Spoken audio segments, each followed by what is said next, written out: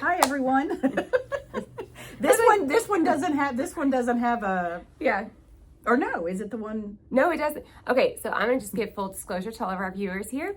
Lori and I come up with all of our topics and we just have a long list, and our amazing marketing team will come up with the thumbnails, like the intro little thumbnails. And so before we record the videos, we say what we're covering. So we'll be like, all right, self-employed, 1099, or market update, or whatever it is. On this one, we just came up with this topic just now, and so we were like, oh, we don't need to do our thumbnail intro because we don't have a thumbnail yet. So we have to remember this one, like it, save it. This one's about our clients, or about repeat clients. Yes. And so this is actually good. This is a good one to not have a thumbnail and just wing it. So Lori had I'll start. Lori had a class yesterday that I totally missed. She's way better than I am. And Lori, kind of go over. It was basically a class about equity and housing and how you can stay in touch with your clients. And they had a slide on there about real estate agents and keeping clients. And they're from 22 to 23 to 24, real estate agents are not getting the repeat business.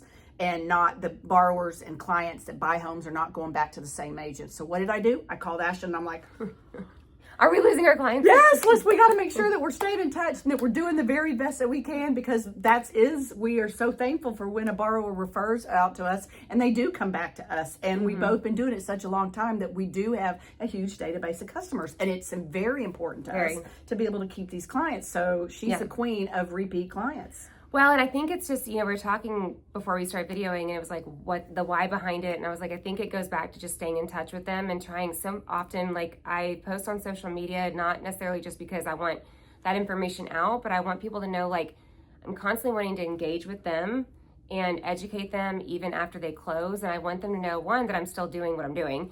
But also, like, every single client I've ever closed. I have somebody that called me recently, and they're like, I don't know if you remember me. And I was like, yes, I remember you. Like, you just had a baby when we closed, and now your baby's what, 4 or 5? Like, I remember every single person. I have no idea what their address is. A lot of agents go by address, and we go by last name. Mm-hmm. And but I mean, there's not. I can tell you the name of the first client that I closed.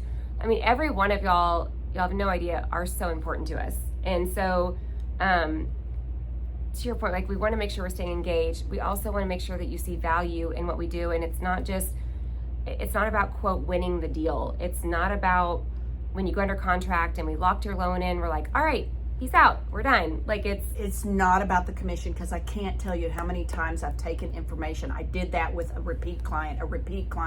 I took their debt, their current mortgages. They had a second mortgage, and I referred them to somewhere else because it was the right situation for them. So we're here to give you information and educate you in your heart, and you'll be at peace with decisions you make. And hopefully we're providing you with information that shows you that we are truly, hopefully, want to be a valuable piece of your resources when you need stuff. Yes.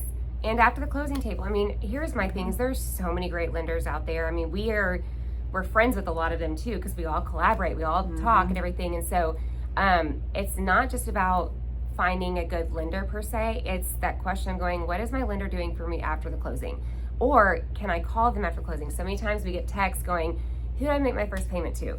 Like, I just had somebody go, had a second mortgage for them, and they're like, who did I make my second mortgage to, payment to? Like, my loan got sold. And it's all these things or they'll ask a title question or something that's not even, that we may not have the answer, but I'm like, oh, here's who you need to call. Let me send the email. And there might be people watching going, yes, Ashlyn has actually done that exact thing for me, like chasing things down.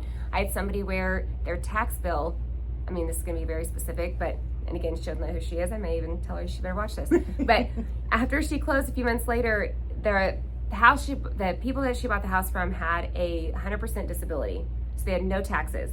They removed that disability from their taxes, and all of a sudden she gets a tax bill for this most recent year and for the full tax for the whole year. Panicked. Luckily, like, she called me, called her agent. We handled everything, called the title company, even though she's still over there stressing. But it's those things where we want to do all the work even after closing. The escrow analysis. I mean, how many times have you guys out there gotten that escrow analysis, and even though your loan gets sold to a different lender, a servicer is what we call them, and you're going, why did my payment go up? Even insurance, homeowners insurance. Oh my gosh, insurance. It's come up, and it's things that we can do to help you kind of understand why and where to look and what to do in those situations. Yeah, we may not be able to fix them because it's not our fault, just so you all know. Your principal and interest payment's not what changed. It's usually the insurance or the taxes or something like that, or you're paying less that whole year, and then those things went up. All of those things, though, are stuff that happened after closing. And if you don't have your lender's cell phone number and you're having to call the 1-800 number to get a hold of them, or to the lender that you can look up and go, they've been at 10 different companies in the last 5 years, like, then you have nobody to go to. And that to me would be, it's sad. I'd panic a little bit. You're not going to get that with us. I mean, my cell phone has been the same cell phone number for 15 years. And we, like I said, we've been in this community. We both have been lending for a long time, and we know you guys out there, the ones that have come back to us over and over again. And we hope that, if there is something out there that you've been discouraged or whatever, please give us a chance and give us a call, because we do care, and we are not your average lender. I know. Look, see, look at these faces. We care. Thanks, y'all. All right. Have a great day. Bye.